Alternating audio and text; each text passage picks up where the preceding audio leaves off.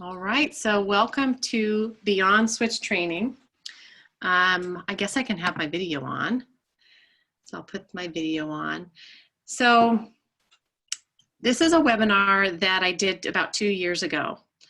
And so someone had requested that we repeat it. Actually, a couple people requested that we repeat this webinar.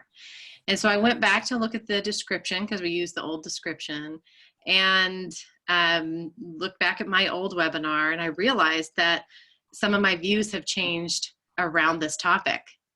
And so this may look a little different if it's someone joining that wanted the repeat because some things have changed around the way I feel about training. One of the questions I saw that I asked in the description is, so how do we know when a student's ready to move on from switch training to meaningful learning activities? And I thought, well, hopefully we're doing meaningful learning activities from day one, and we're not waiting and not making it meaningful through our interaction, because it's all about interaction with the student and building that relationship, and not about cause and effect over and over to refine, but more about engagement in an activity. So I'm seeing the chat window going, but I'm thinking, Brenda, if you take a look at that. Yep. Okay. So we're gonna, I promise we're gonna get to what I said in the description, which is talk about switch accessible apps and switch accessible some software and some web access to switch access. So we will get there. We just have some things to share first.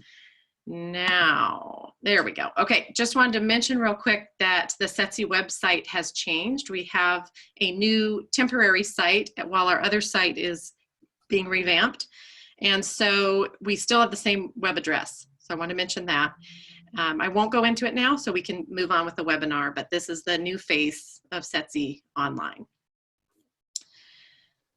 I wanted you to consider, I'm sure that you came here today with students in mind and wondering how to build meaningful activities for them and how to expand their use of switches. And so I wanted you to take a moment to think about, what do you want your students to do or access within the classroom? And we'll take about 30 seconds, pause, use the chat window, jot some things down on a paper, and just take a moment to reflect on that.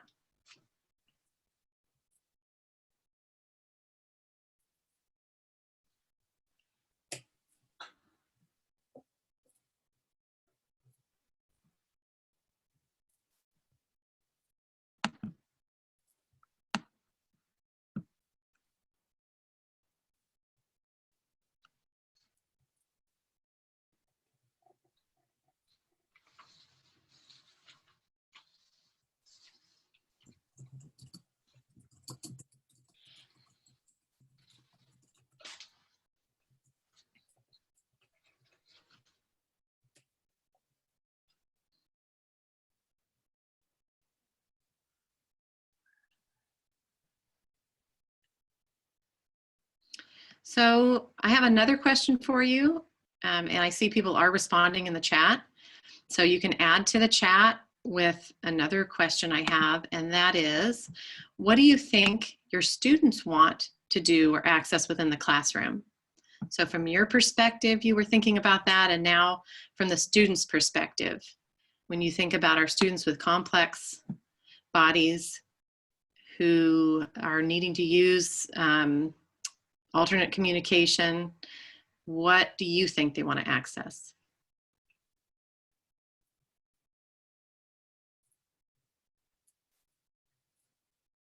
Brenda, I'm going to still let you pull up the chat, because I think if I pull it up, then everybody sees people's names. And yeah, I'm ready to read. As people are considering this, the first question was,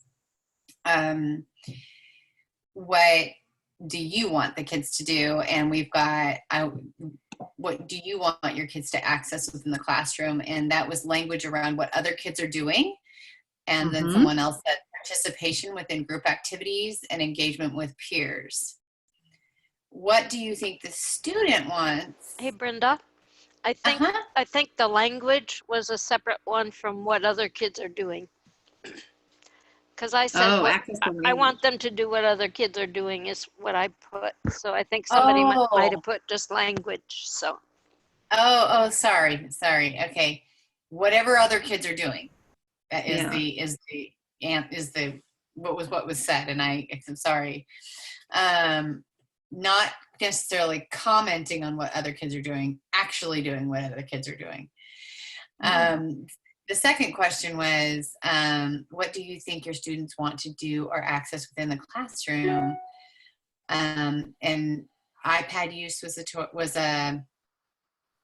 a comment.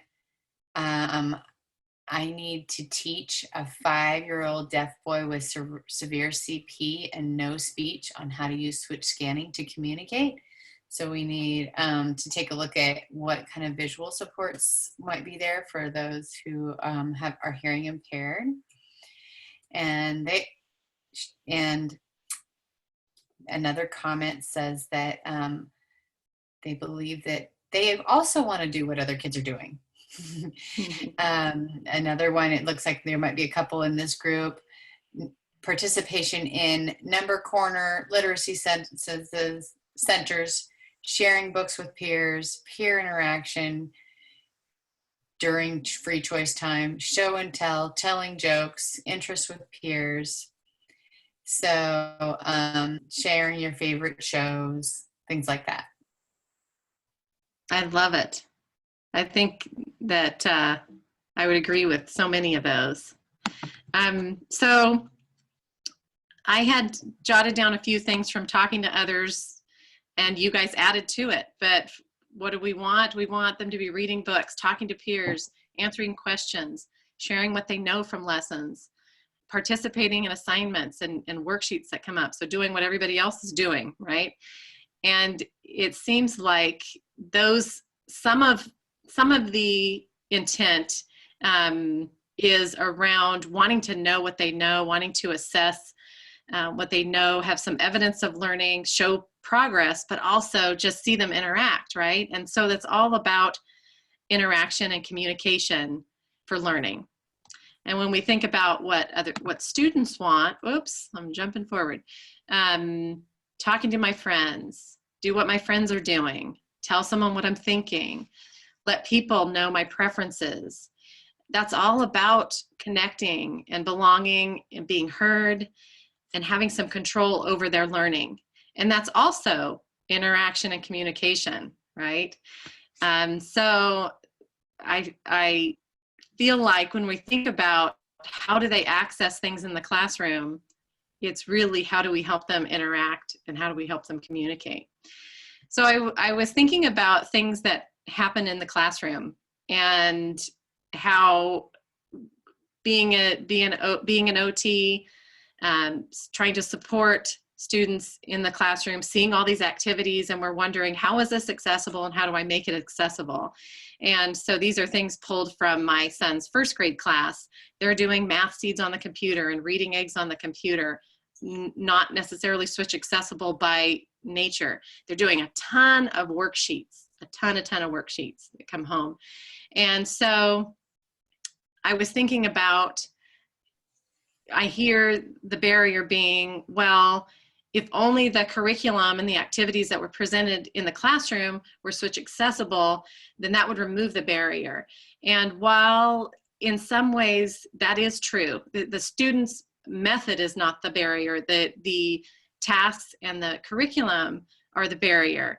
However, if we think about everything that they do in the course of a day around curriculum being switch accessible, we know that we think about our kids with complex bodies, and while that might give them some more choices about what they do, that's a lot of work for them to participate in that way. So it's not necessarily about having everything be able to be accessed with a switch and on a computer or on an iPad.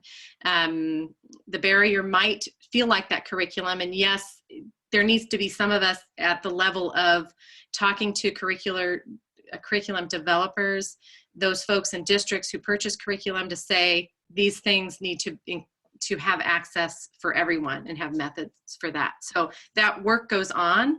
In the meantime, this is our reality, right, of what's happening every day out there. So I have no doubt that if we were to sit down over a cup of coffee, a few of us, and talk about these activities, especially with an SLP sitting with us today, we would come up with all sorts of ways for our kids who need to use AAC, who have complex bodies, how they could participate in these activities. So that is a whole nother webinar, which I almost wish we were doing. I just wanted to make a statement that technology does not replace high quality instruction. So just as every other student, our student with complex bodies need to have instruction using evidence-based practices, and they also need robust low-tech and high-tech communication systems to be able to participate. So the solution is not to find that great program or that great app where we can adapt curriculum and put it into there, because that can be rather isolating when learning is all about the interaction. It is some about that curricular access, but it's a lot about interaction. Okay, so speaking of more along the lines of strategies, as well as going a little deeper into tools, there's some webinars coming up that I think this group would really enjoy and benefit from. And so I wanted to get those up. They're on our website, so you can find them there. But using AAC to meet literacy goals in elementary and secondary, shared reading is coming up with thinking about alternative access, and then diving deeper into GoTalk and tools for literacy instruction for all. Okay, so now we get to what you came here for, or what the description said we would be talking about today. And I felt like the question to ask, or maybe not some of the questions I put in the description, but rather, what are some Switch accessible apps and software programs to supplement instruction with access to meaningful learning activities, right? We're supplementing with these alternate activities, enriching their learning. So we have about 10 or so slides of different types of tools, apps or software or web-based products that are Switch accessible, or some ideas around how they could be Switch accessible. We were going to run through them and then do a little poll on what you want to see more of, or if you want more question and answer kind of time, because it's looking at the list of who's on, a lot of you know a lot of information. You might have things to share yourself. You might already know about some of these tools. So we don't want to dive too deeply into something you already know about. We'd rather have it be more meaningful and have you be able to guide that somewhat. So interactive step-by-step activities using PowerPoint.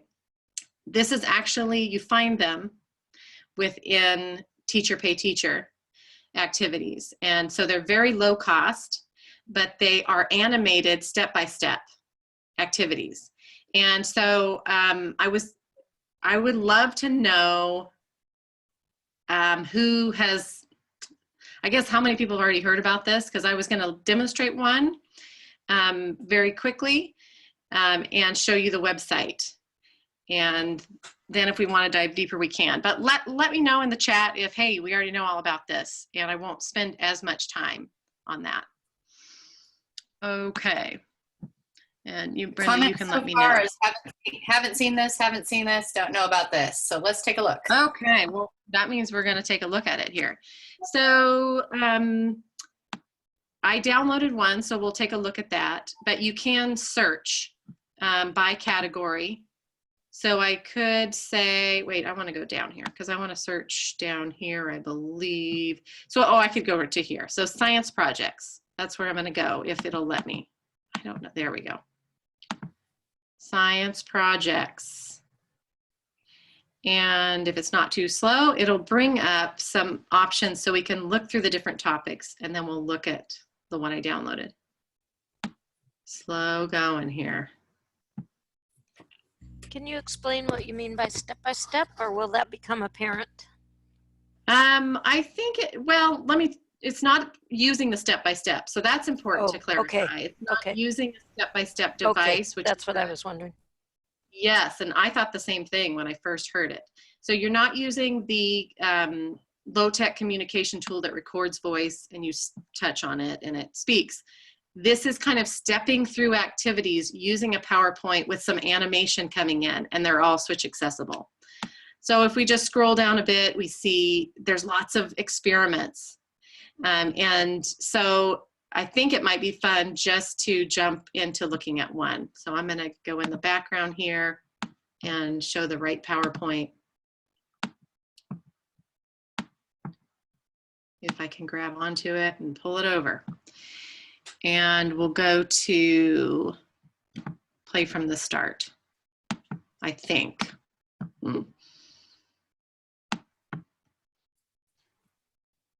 I am clicking and nothing's responding. We'll give it a moment here. I think you might be delayed, so hold on. Well, it's totally, what are you seeing right now? The scissors and the tape and We just saw you close something, that thing that was up in the right corner. Okay, and now you see the PowerPoint in the background? Yeah. Okay, and I just ran through this before, and it shouldn't be based on internet either. As it's thinking, I'm not sure what's going on that it doesn't want to.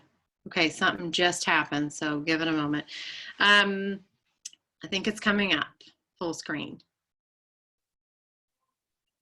Okay, now do you see Let's Make a Volcano? Yep. Probably not the best choice for the whole classroom, but there's many more that might be, but I'm not sure if the teacher's doing this in the classroom or not. Okay, so you can use I'm using the arrow button to scroll through. So this webinar kind of assumes that you know about interfaces and switches. So comment in the chat if you're like, I need more information on that, and we'll send it to you. But you've got your interface plugged in, you've got it set up to where the arrow is, the switch is activating the arrow and things come sliding in. 1,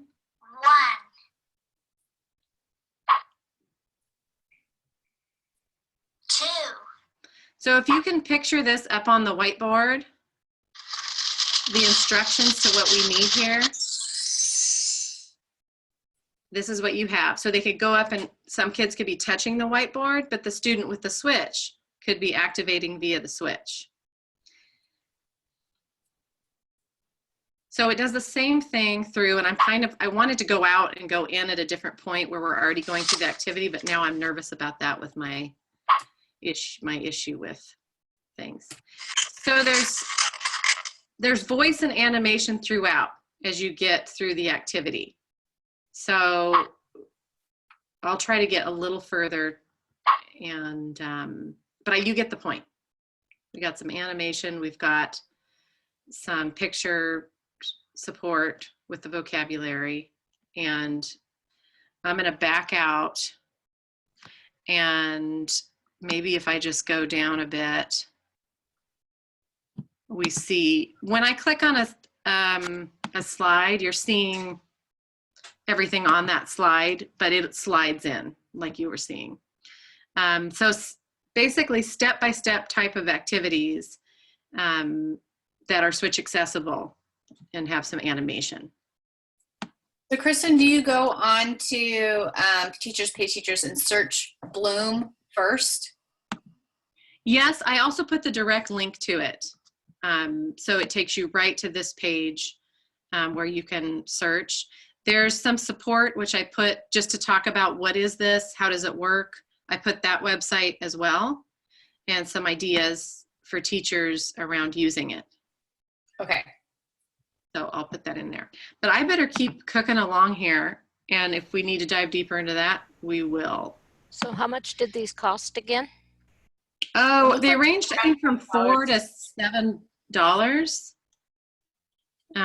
Pretty inexpensive. There's bundles because you can see that 76 and 43. Oh, I see. Okay, That's bundles of activity, but for one activity, it could be $4 or $6. gotcha. You know. Okay, so Brenda, do you want to just talk about GoTalk and then we'll see Sure. at the end if they So, want to get into it? yeah. If you're in the speech world, you know GoTalk for being a communication application, but because it comes almost blank, I have created a lot of academic type pages within GoTalk now. Some of them are phonemic awareness, some of them are literacy. Most of them, I think, are literacy based, but you can create all kinds of pages. Speaking to the specific question about severe CP, switch access, and blind, I'm sorry, and deaf. The GoTalk has, when it's scanning, it's one color. When it's selected, the button can get red and get larger. So there is they do know when they've selected it. You can also have the bar at the top so they know they've selected it because words are into the message window. Or you can have that not there at all and use the red and green highlight features within the applications to help with the auditory cues of what button am I on right now when I'm hitting the switch. So the light version is free and you get 5 free pages. And if you're going to be making activity specific pages, sometimes that's sufficient. However, if you want to make some core word pages that you could have throughout the day that work with almost any activity, again, like, hey, how's it going? I got a joke for you. Those could be pre-made, would you rather? Those can be pre-made on the boards and they can work throughout the day in different social situations that you want to keep. If you want to add more, when you get through the 5 slides, 5 free pages, it'll say, you want to delete something or do you want to buy the full app? But because it does offer that free piece, it's something to consider because you can create the sky's the limit on it. Now it is work because it doesn't come with anything pre-programmed unless you find something within the libraries that you like. But we can take a look further at that if you want. And again, I think I have a GoTalk webinar also coming up to demonstrate some of those features.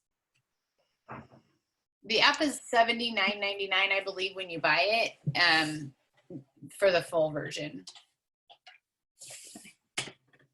So Tar Heel Reader has been around for quite a while now.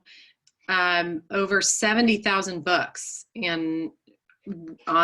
accessible on the web. You can be using your iPad or your computer. It's switch accessible. It's using like arrow and space key to navigate. But you have the text to speech, mentioned it's switch accessible. You can change some sizing options of how the screen looks, many different books to access on different topics. And you can download PowerPoint books, them as PowerPoint books as well, and use them that way or print, or convert to a Pictello book. Oops, that's spelled wrong, but that's supposed to say Pictello. So that has been around a while. There's also, this is kind of a little view of how a book might look. This is the title page. Once you get into the book, the text is along the bottom. Kristen, can you add your own audio on Tar Heel? I don't believe you can add your own audio. You can just select different voices, and the voice quality they're not great. So you can select your own built-in voice. So for my Mac, I think it's Alex, and that sounds a lot better than maybe some of the voices within Tar Heel. Once you transfer it to Pictello, though, you probably could. Oh, I bet, yes. Okay. Yes, nothing would be stopping you from that. Yeah, and also once you transfer it into Pictello, you have an upgraded voice. So in that case, PowerPoint would be the same because you can add voice to PowerPoint if you wanted to download a book someone else created. So what's new on the horizon is Tar Heel's shared reader, and there's a teacher site and there's a student site. If you were on Sari's webinar yesterday, she did a little preview of that, and we will check in with you at the end if you want to dive into that. But basically it has, let me go one more slide, I think. No, I didn't have it. Well, this picture here demonstrates what it looks like. So it does have a picture, it has the text, but it has now vocabulary along the bottom, and it gives you some, it sometimes gives some comments about how you might go through with the shared reading. You can change how much vocabulary is on the bottom. Brenda, do you have anything to add from that, from us quickly looking at that earlier? No, I think it was just a neat. There's a lot of ways to make that look different, but it doesn't have voice output because it's expected that you're actually interacting with a teacher or a human being. But I mean, it's a nice feature, and it's something that kids that have switch access can be part of. It looks like, Kristen, there's a lot of interest in how do you turn something from Tar Heel Reader into Pictello. Okay, and Sari said she has a cheat sheet for us on how to do that. So I might have to send that, because within Tar Heel, you see a place where it says download as a PowerPoint book or an EPUB. Right. And I thought it was the EPUB one, and then somehow, but I'm not positive. So we'll ask Sari for that cheat sheet, and we'll have a note to send that to you on how to do that. So one thing I want to mention about Tar Heel Shared Reader, while you don't have text to speech for the actual book, so Mary's classmates needed to finish a class project, that would not be spoken. It would be a shared reading where the teacher would be reading that, but they do have access to the vocabulary on the bottom. So they're using, they can use switches to scroll through the vocabulary and comment as you're asking questions and sharing that reading experience.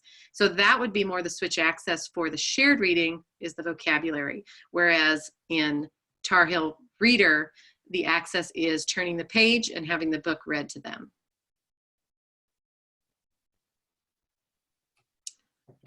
All right. We'll have a real quick though. When I just Google Tar Heel Reader to Pictello converter, AssistiveWare has a little cheat for that. So when you're in a Tar Heel Reader, it says basically you go to Tar Heel Reader, you copy the address, you paste it right into this search, and you'll receive an email with a link to a Pictello story. So if you Google Tar Heel to Pictello, AssistiveWare walks you through that, because AssistiveWare is the creator of Pictello. Perfect. Great. Thanks, Brenda. That's kind of the short of it. Did Sari record her webinar when she went through Tar Heel stuff? She did. It was pretty quick, but it's the one on the ATAI recap. Did I say that right? ATIA? So, yes, thank you. So recapping the conference that just happened. Okay. And this was the information. If they were to go into recorded webinars, it would be ATIA? Yes. So I need to download and upload that to YouTube. So I'm getting those done more quickly. So give me a couple days or mid next week, and I'll have this week's up on YouTube. And our YouTube channel, if you scroll down on our website, there's a link at the bottom to YouTube.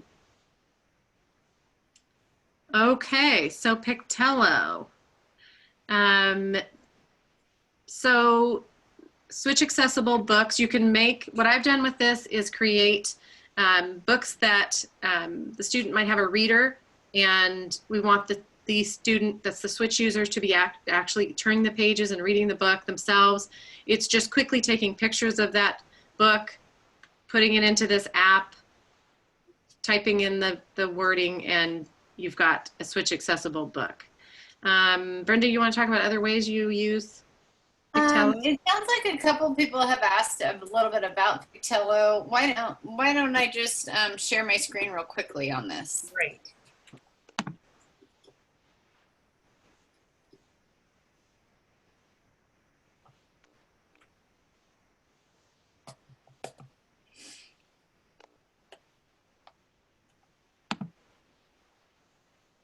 maybe.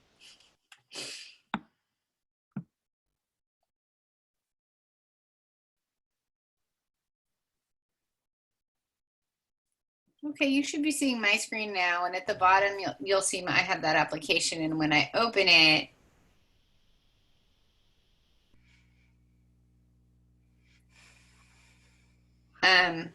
I'm going to show you that these are things that they've made automatically. So these are, if I go into your library, if when you have an application, you have sample stories, and you can do like fairy wings. it reads as it goes. Megan is making fairy wings for me. So you can make it anything you want. It doesn't come in with pre-made other than these samples. So you're taking photos and you're setting things up. When you want to make it switch accessible, you connect your Bluetooth to your iPad, that you don't turn on switch control, because within the application there is set up, hold on. And I'm hoping that you guys see,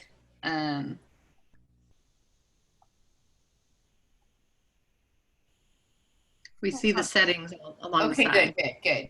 So you'll see that there's configure switches. And Yes. so if you want to have, if your interface will say whether it is using space and enter, ~1, ~3, those are the most common. So you can do one switch in space, and that switch then would step you through the Pictello. The two-step would, one will read the page and the other will move you to the next one, which would mean you would have to hit both when you go. So you'd hit the next page and it won't read until you select the other switch. That's how the two switches set up. But once you tell it what you're doing, so if you're saying, okay, I want read to be space, and I want next page to be enter, then on your Bluetooth interface, you're plugging in to space and enter, or you're plugging into whatever mode does space and enter, depending on which interface, and that there's a whole bunch of that goes with that. But that's how you're setting up switch accessibility to this. At the end, when we do the poll, if this becomes a high interest, I'll show you how to make your own. But I think that's probably a good overview for at this point. So I'm going to stop sharing. That sounds good, but do make a comment in the chat if you're like, I need a webinar on interfaces. I'm not understanding what that's all about. Okay. So if you need an overview on interfaces and available switches, that's a whole nother webinar. I think we always need that over and over again. And I love to do it because I geek out on that. No problem. So I can do that for you. Okay, I gotta find where. And if you're like me, you just pick the one you know, and that's the one you just use with everyone, because you can't handle it. You can't handle. There's something to that, and so that's the thing about that webinar is I go over all of them, and that can be overwhelming. But Brenda, you have a favorite? I do. I like the applicator because it allows you to do single shot. It's the only interface out there where if they lean on the switch, it will send only one signal. So sometimes all the other interfaces, if they long hold on it, it's going to scan through all the pages, or it's going to do all the things. So because I don't know who I'm going to be using it with next, and I don't know if they're going to be heavy-handed or / heavy-headed and lay on the switch in some way, I want it to only send one signal. And that's what makes that one the most accessible for me. And there's a Tuesday tip on that. If you don't know, on Facebook, there's Tuesday tips and there's things on that. We could also make Tuesday tips on other interfaces, and that way you can kind of peruse that way you get about a 2-minute overview on different interfaces. That would be a better option. Yeah. That's going to be our plan versus an hour-long thing on all of them. Well, Hey, Krista, because you're right. People don't want to join the webinar for the 2 minutes of the one that their district possibly has, or their teacher or their classroom has. But the one I like is called Applicator, And right now, Inclusive TLC US site sells it. And so I think it's called Applicator by Predatorium, but it's sold by Inclusive TLC. Sorry, so there was a few people asking about that. Kristen, Yes. what interface were you using for the PowerPoint book earlier? Oh, so I still use I just had it here. Blue too, right? No, well, I still use the old Switch Interface Pro because we have so many of them. So I can't find it right here. I can find all sorts of other That's from things. Don Johnson, right? Yeah, That's from because Don this was Johnson? for the computer, right? Yes, but you could use the Bluetooth. Oh, okay, that's right. I forgot that. Okay, I don't know what I did with it, but The Don Johnson one. Don Johnson one, Yeah. check it out from us because we have so many of them. We just did a Switch seminar in Bellingham. Amy Fleischer did it for us, and she likes the Simple. The Simple. Yeah, okay. which is also from Praetorian, but it's a real easy hookup. Oh, so, right. It's Yeah. real easy.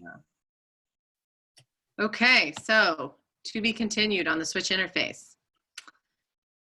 Let's see, Brenda, what do you have to say about new people in the So block? I checked this out, and it's kind of fun. It also can be set up with a switch, basically using probably a recipe on the it's not made switch accessible, but you can set it up with a recipe. That's something we can dive into if you don't know about it, and something I'll probably do a Tuesday tip on as today has developed, and I thought about that. But it's kind of nice and it's kind of speechy because it's for maybe that K. Actually, there's Common Core standards all the way through like 8th grade on this, but there's it's basically poems, and so you're working with those kids. Not going to be a super effective application for your boy that is deaf because it's very melodic in nature, and you're paying attention to the rhymes. That's kind of the point of this particular thing. But there are a lot of books to choose from, and if you want to see more of that, then click that in the poll when we get to the poll. So Brenda brought up creating recipes in iOS switch control. So if you have an app that you wish was switch accessible and the student wants to access it, then this is what we talk about, creating recipes. And that's basically creating gestures that need to happen for the app to work. So a person who touches the screen is going to do certain things to make it work and make things happen that need to happen on that app. So you're creating switch messages, I'm saying that right, for those gestures. So a touch of the switch would mean certain presses. So I did a webinar on this, and I noticed it was 2018. I just uploaded it to YouTube, so it should be coming available soon. Oh, great. It dives into how to do this for certain apps. But if you are like, hey, I have this app, I want someone to walk me through how to create that, then Brenda or I could hop on Zoom and go through it with you. Absolutely. Cool. And it literally, I was setting up somebody to be able to use iTunes on 2 switches, and one switch is play and the other switch is advance to the next song. And he is actually blind, and so he knows how songs start because he's really tuned into music that way. So he'll click and he'll just the first couple of measures, and he knows, nope, not that one, not that one, not that one. The other one will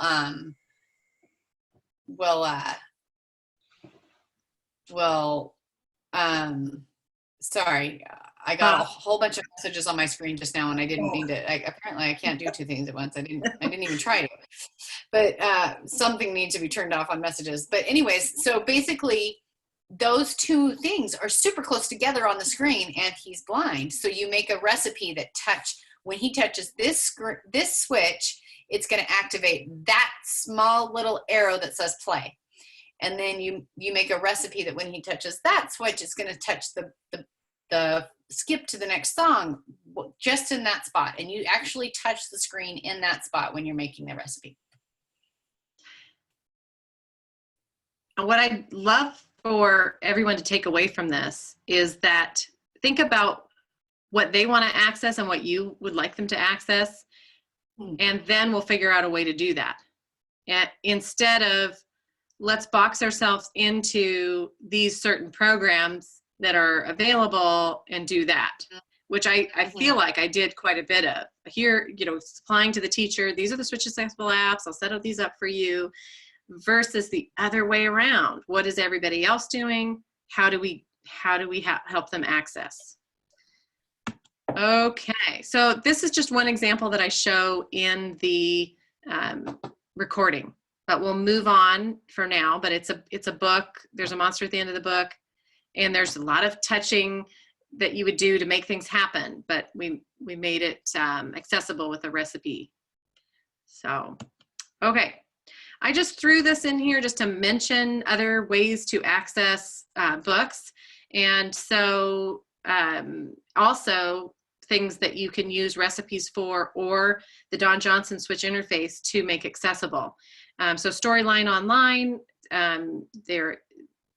you can access them on YouTube, but it's basically very common, engaging stories read by actors, and they can start and stop and select by setting up with switches. And with the Libby app, downloading books from the library, you can help parents set up access to books the student wants to read, either the audiobook or the books, electronic books. So just Kristen, for these, would you be using the iOS Switch access then, or? So it depends. So if With you're the accessing on recipes? iPad, yes. Well, Okay. no, I might. Depends on the kid. I'd use Switch Control if that child is very successful navigating the whole iPad and they can handle all the things that go along with that. Oh, yeah. I would use a recipe if that's not the case, and we need to get them into the app and then let them experience the language. Okay. So yeah, so you're using the Don Johnson if you're on the computer for Starfall, you're using the iOS if you're on the iPad. Kristen, there's a couple questions here. The one comment was that there's Clicker Books. Yes, we're getting to Clicker. And we'll get there in a second. And then the other was asked a question about Switch access to RAZ kids, RAZZ kids. For some reason, I know that one from the past, but does someone want to explain it or tell us about it? Or is that more of a question of you heard about it and you don't know about it? So I asked that question. This is Sarah here. At one of our elementary schools, RAZ Kids is used frequently, weekly, maybe even daily in some of the classrooms at multiple grade levels for independent literacy access. And I'm just curious if there's a way that we could, I don't know that much about it, so that's why I asked the question, but that's all the information. So what we do, which would be fun, is because usually those type of programs you're logging in as a user, and I might not have that access, but you might be able to get a login from your school, and then we play around with what are the things that kids need to do with a mouse and with a keyboard to access that. And are there ways that a student that uses switches could meaningfully access that program? So I say we give it a try at some point. I'll be doing the same thing with reading eggs and the math eggs that the math site that my child uses, just to play around with it. It would be great to have a webinar on how to access these accessible book sites, kind of the recipes for the different ones, Okay. That would be really fun. So I think people are always looking for books that are Switch accessible. I know that's something people asked at our seminar last week. Okay. I find it super frustrating. I don't know about you guys, but I find it frustrating when you're looking on the App Store because you can't tell which ones are going to just be audiobooks, which ones are going to actually have screen. Like you can't. Yeah. There's not a great search for that. So I kind of wish we had almost like ongoing Google Doc or something where when you find one, you add one, or I don't know what format that would happen in, but I would love to have a running list as myself and others find, you know, I know certain makers. I know Pete the Cat. I know Ocean. Yeah. Ocean House. something, you know. Yeah. The Ocean House, Media. are, you know, those are easy to have recipes for, but you know, there's some, I know there's others out there that I just don't, because there's not a great buzzword on the App Store to search to find what we're actually looking for. Brenda, I think we're getting a lot of ideas though from folks on what to do for Tuesday tips, because a lot of this I have to learn how to do it. Pardon? I have to learn how to do it. Oh yeah. Well, I need to just do a few But I am Tuesday going to do, I am going to do a Tuesday tip on how to use existing recipes that any application that is activated by touching the center of the screen. And then any application that's activated by a swipe from left to right, those are already embedded into the recipes. Oh, great. On your iPad. Great. Yeah. But then a different Tuesday tip will be on custom gestures, where it's like, I'm going to give an example of an application, show you how to make the gesture and how to apply it. And then you would apply that to any other application that you find. So there's tap in the center of the screen. There's turn the page, which is a swipe left to right, and then there's custom. So that's almost 3 different ones, just because Tuesday tips are typically under 2 minutes. So I keep everybody's attention span going. But we can. As far as the RAS kids, I don't know anything about it, so but it sounds like that's something that Kristen's ready to dive into. Definitely. And then some of these access to some of these things on the screen with recipes, we can definitely do little Tuesday tips on. Sure. And you're like, you're going to do it. Okay, I will. I'm not going to spend. No, I've got it. No, I'm not like that at all. No, this is great. I'm just using. I'm not going to spend much time here. We've heard about Start to Finish forever and a day. They're still available. Classics, different levels. And another reason I'm not going to spend much time on it is that they have great support videos on the website. So I'm going to let you explore that one. Bookshare as well has great support. So just to know about them, accessing all sorts of lit books as well as textbooks, and there's ways to have switch access to the books. And then Clicker 8. Now, I have not spent time in Clicker 8 yet. I heard that they're going to more universal access, but I don't know how all that pricing works, so we'll have to get you more information. But knowing that Cricksoft has always had a priority of accessibility, their clicker sets are highly accessible as far as for Switch users, for eye gaze. They've got the built-in dwell, all sorts of writing activities, books, ways to brainstorm, writing, other types of grid sets. So they have some good videos on the how-tos. And we have Rose, who's very familiar with clickers. So if you want to dive into that, there's still learning grids where you can download things other people have made. If you're trying to work in the curriculum that the student's working on to make grids, it's a labor intensive, but as with other Switch accessible programs where you're entering curriculum. Choose It Maker also has some pre-made things. As the name says, choose it. It's very choosy. You're making choices around different vocabulary. They have different, I don't know if they call them sets, but lots of different activities around different content areas that you can purchase. You can also make your own. And they have some video clips as well. So we are getting close to time. I know. So we're going to see what we are able to explore. Not to demonstrate anything because we didn't get to very far. I know. We thought, I don't know what we thought. I guess this should be a 2-hour webinar. Yeah, but you're going to do more, right? You're going to do more. Yeah, great. Okay, launching the poll, and you're going to tell us in the next 5 minutes what you want to see. Well, or we will take the information and go, you know, this is what we should do, a whole webinar on that. Kristen, one comment was that Libby is a free cost, and so understanding how to make that switch accessible and those recipes for easy or difficult would also be a nice maybe Tuesday tip. So I'm just noting that here. Okay. So we'll give you a moment to let us know what you want more of. Hopefully you're seeing the poll. Not anymore. It went away.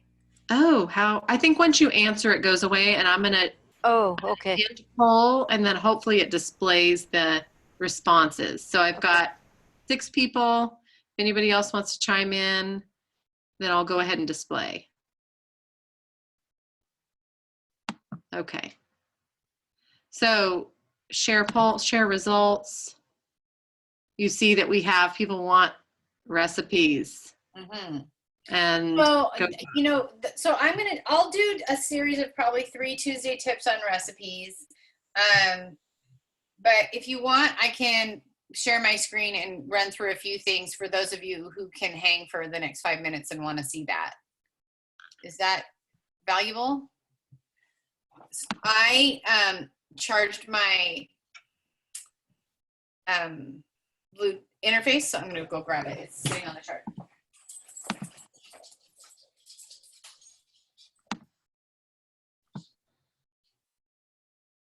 where do you find Tuesday tips? Okay, so if you are on Facebook, the Tuesday tips are on Facebook, but you can also go to our YouTube channel, which I'll look up while Brenda's demonstrating the recipes. I'll put our YouTube channel in, and you can find Tuesday tips there. And your Facebook page is what you're saying, right? Yes, and I see that our poll only let you choose one thing, so that wasn't very smart of me. I'll learn better how to do polls. So you can make it so it's multiple choice, multiple answer. I don't know if you can see me at this point or not, but this is the one that I really like. And it's because on the back, you have a whole bunch, I don't know if that's blurry probably. You have a whole bunch of modes that you can put it on and what it can do. But anyways, let me share my iPad screen, show you how that's all connected and how to launch a recipe for that. So,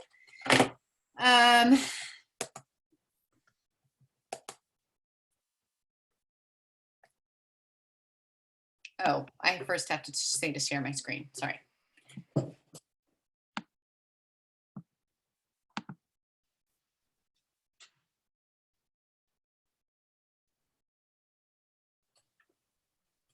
Come on.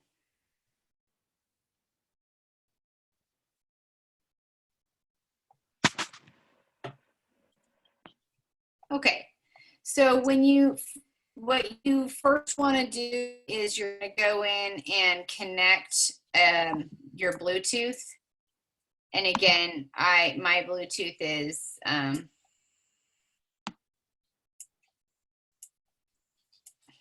okay, hold on. I'm not.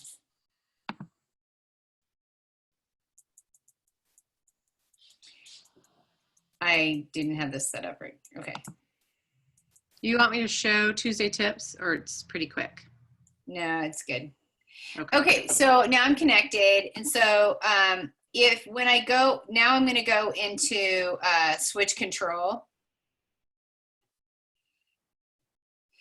which is under accessibility and switch control.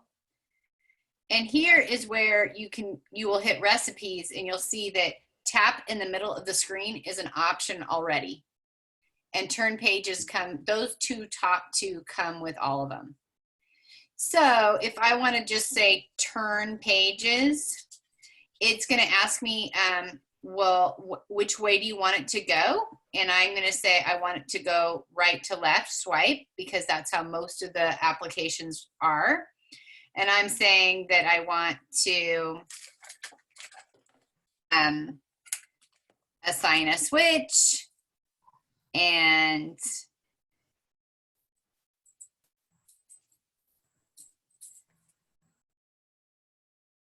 I believe it already knows my switch. So then when I'm going into something like Oh. Pete the cat.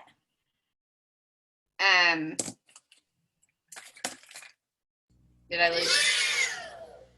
No, Did you guys lose me? No, we can hear Yeah, you. we can't see you, but we can hear you. Oh, we lost the screen. That's okay. Okay.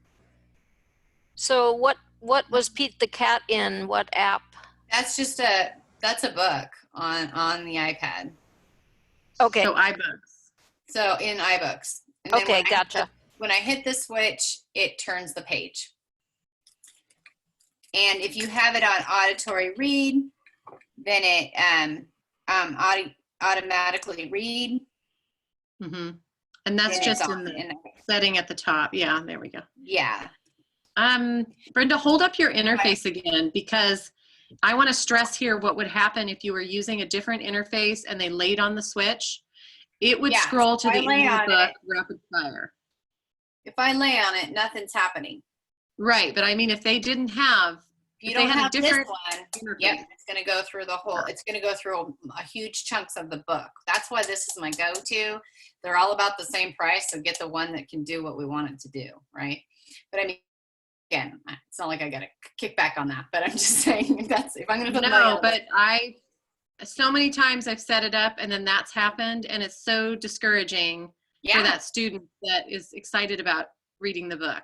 Right. So we will put that in the chat, what that is right now. And you have to set up settings on that, and there is a Tuesday tip and a YouTube video on how to set it to single shot, where it only takes one shot no matter how long you're on it. That's a Tuesday tip too.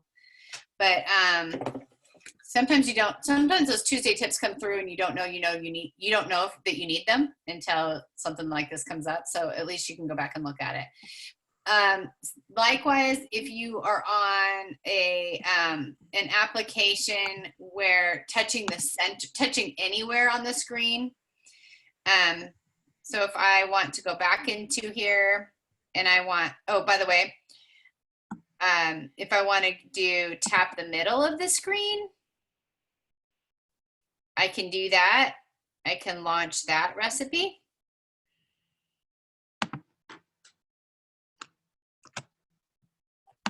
And then, you guys, I just have so many. I can't search.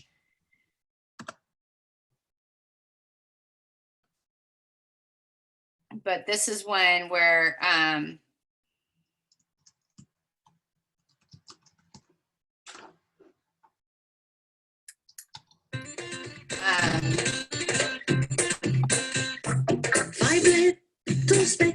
sorry, I don't know how to do that stuff. Eating the most delicious bugs. Sorry.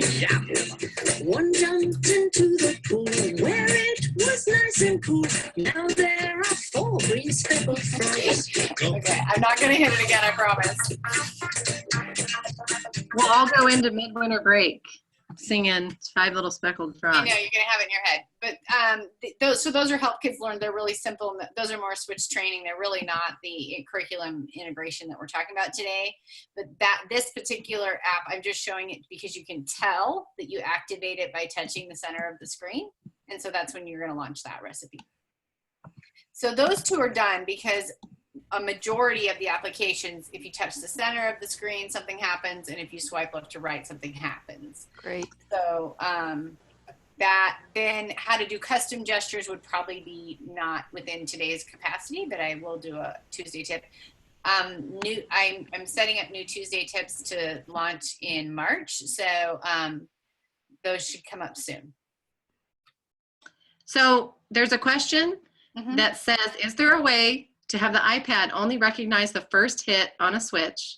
We have a student who continually activates it and moves on quickly to the end of the book. So that's exactly what we were talking about. Well, if they're talking about they actually come off it, then no. Well, what about if you're activating in touch accommodations? Isn't there a way to there's a way either in switch control or in touch accommodations, depending on if we're using a recipe or switch control to make it delay the next switch. Yeah, you can do delay, but you can do delay, but I feel like if you're a really fast tapper, then that's not going to happen. Yeah. I mean, it's still going to get caught. I end up often using, especially in depending on how you want to do it, but I will put the switch on a modular hose, and after they hit the switch, I'll pull it away so they can actually experience what they. Sorry. Okay. Let me mute myself. There's a good training tip there, because just let them experience what happens when they're touching it once, and that there's something engaging there going on. And then, but I'll look into that question, because now I'm curious. So, all right. Well, we are past the end of the webinar. I put the YouTube channel link up there and the applicator link. And we'll do a little follow-up email, get you the PowerPoint and some of these links as well. That was great, you So, guys. Thank you. Thank you all for joining. We know you are diehard invested people, because you're going into your midwinter break, and here you are, the last thing of the week. Yeah, so thank you for joining. Thank you. Hi, Lisa.